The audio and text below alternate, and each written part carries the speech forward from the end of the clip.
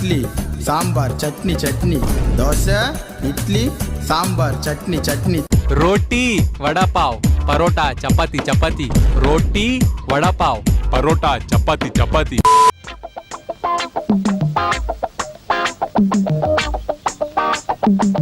Madam madam வீட்ல யாராச்சும் இருக்கீங்களா? வெளியே வாங்க. வந்தாள் மகாலட்சுமியே. யார்ப்பா நீங்க? என்ன வேணும்? மேடம் இன்னுமா என்ன தெரியல? ஒரு நாள் நைட்டு 6 ஓட்டுக்கு 30,000 கொடுத்துட்டு போகணுமே. நல்லா யோசிச்சு பாருங்க. இன்னுமா என்ன தெரியல?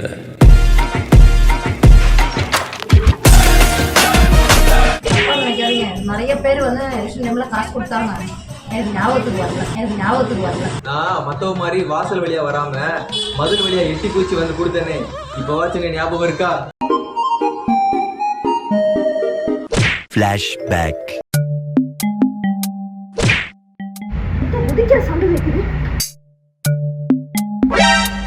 மாட்டிக்கினாரு ஒருத்தரு. நான் திருடன் இல்ல, கட்சிக்காரன். நம்ம கட்சி ஜெயிக்கிறதுக்காக உங்க குடும்பத்துல இருக்க 6 ஓட்டுக்கு 30,000 கொடுக்க வந்திருக்கேன்.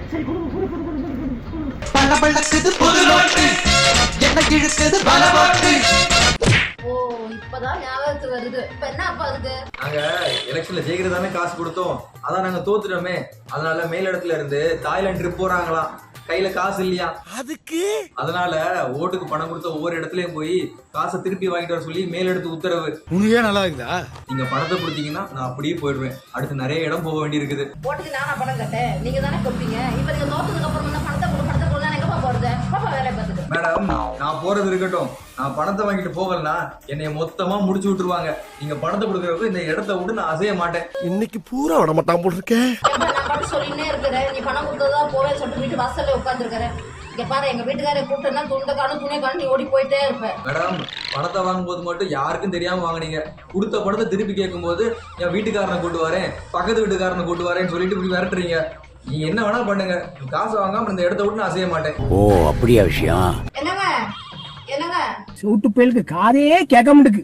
கூப்பிடுறதுக்காக காதல் விழுதா இல்லையா உங்களுக்கு? என்ன நீ வீட்டுக்கு என்ன கூற? நான் வீட்டுக்குள்ள இருந்து கூறது இருக்கட்டும். ஒருத்தன் வீட்டு வாசல்ல வந்து பணம் வந்து கேட்டுட்டு இருக்கா. அவனை என்னது பாரு.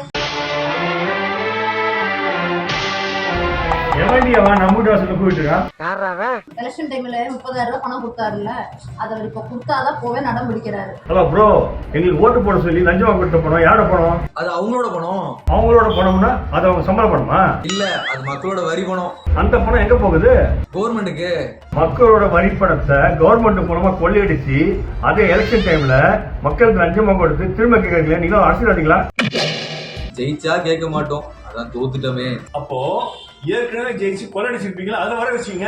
மாட்டுநாடா மானஸ்தன் சார், அப்படிலாம் நீங்க சொல்ற மாதிரி மேலிடத்துல சொல்ல முடியாது. ஆக்சுவலா பார்த்தா நான் கட்டுற வரி பணத்துக்கு நீங்க தான் இன்ட்ரெஸ்ட் கொடுக்கணும். தயவு செய்யுங்க சார், உங்க காலில் கூட விழுறேன். பணம் இல்லாம அந்த இடத்த விட்டு என்னால போக முடியாது. கொஞ்சம் புரிஞ்சுக்கோங்க. சரிப்பா, உன்னை பார்த்தாலாம் படிச்ச புலமா இருக்கு. வாங்கின பணத்தை டாஸ் பார்க்க இன்ஸ்டால்மெண்ட் கட்டிடுறேன். மூளை கட்டப்பல முட்டாப்பல.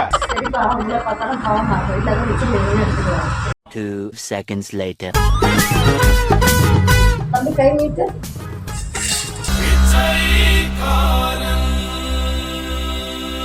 என்னமா இது அநியாயமா இருக்குது? இப்படி ஒவ்வொருத்தரும் சில்லறை தான் தலைவருக்கு தாய்லாந்து போறது. இங்க இருக்க குப்பத்தை கூட தாண்ட மாட்டாரு.